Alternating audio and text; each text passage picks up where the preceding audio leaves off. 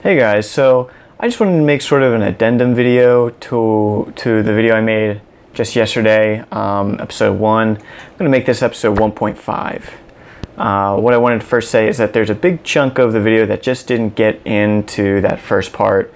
I'm going to publish that right after this. I also want to give some context into what the Rig Veda is. The Rig Veda is not necessarily one singular text. It is actually a whole bunch of, it's a collection that's grouped together of many different texts from various different points in time. And that spans about 3,500 years ago. So around, Wikipedia says around 1500 to 1200 BC. And what they are basically hymns and prayers that were said during rituals, usually rituals of sacrifice, sacrificing animals, old ritual stuff that they used to practice back then. So I just want to give you some context as to why people were using these. It is for worship. It is for basically paying tribute to their gods, their concept of gods, and So anyway, I'm gonna add on to this video the video that was not put in. I did mean to put it in, but it just something about my video editor. I'm kind of figuring this whole thing out right now. So anyway, I hope you enjoy this part. So let me just take a quick rewind to that annotation I was talking about. In many ways, it was meant to puzzle and challenge, to raise unanswerable questions, to pile up paradoxes. And oh my God, did it. Who understands what the heck this is? So there was neither non-existence nor existence then. There was neither the realm of space nor the sky, which is beyond. So that non-existence nor existence, that to me speaks immediately of non-duality. You can see that it's so prevalent in Hindu, Buddhist text is non-duality. And what is that?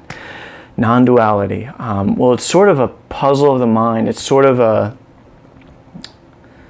the fact that it's taken me so long really speaks to exactly what it is. It's, let me paint a picture around the concept I'm trying to get. And that's all you can do with non-duality. So let's paint that picture around. Buddhists, not Buddhists, Hindus more so, they like to speak in opposites. You have red and blue, black and white, female, male, Shakti, Shiva.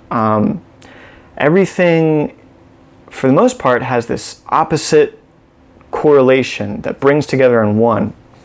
And that's so prevalent in Hindi philosophy, right?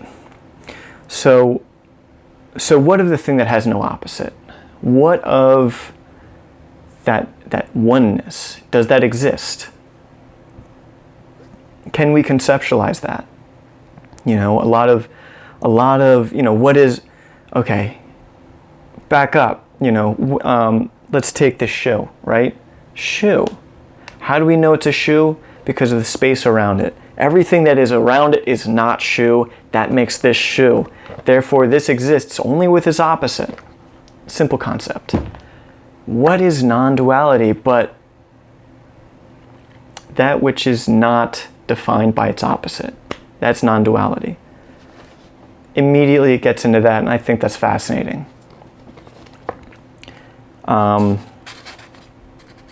So I think some of the things that I really enjoy about this is that it provokes images of, what existed before existence. What is out there? You go into the Greek philosophy of chaos, right? And from what I've heard and what I've read, that a lot of the images that they're trying to provoke in the Greek idea of it is this ether, this dust out in empty space. It's just dust and empty space, right? That's chaos. And things formed, and there's order and formation, creation, right? I get that same kind of visualization when I think about this text from the Rig Veda.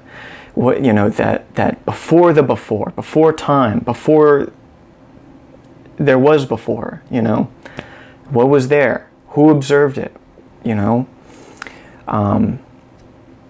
And so much of this gets into like the neural play of it, like what exists without a witness?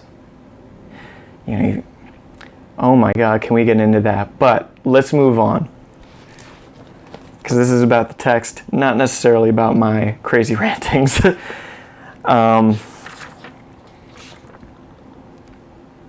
So who really knows? Who will hear proclaim it? What produced it? Whence is this creation? The gods came afterwards with the creation of the universe. So this here is basically saying that the gods are a product of creation. They don't exist outside of cause and effect. Just like us, they are beings that, although bound to fewer rules, it seems, than mortals and things like that, they still exist in this universe. And it leaves off with a beautiful question, a really great question. Okay. It doesn't word it as a question, but it leaves you with a question. The one, perhaps it for himself, basically saying, only the person in the highest heaven, only he knows, or perhaps he does not know. Oof, wow. What do you think that means? To me, what I think that means,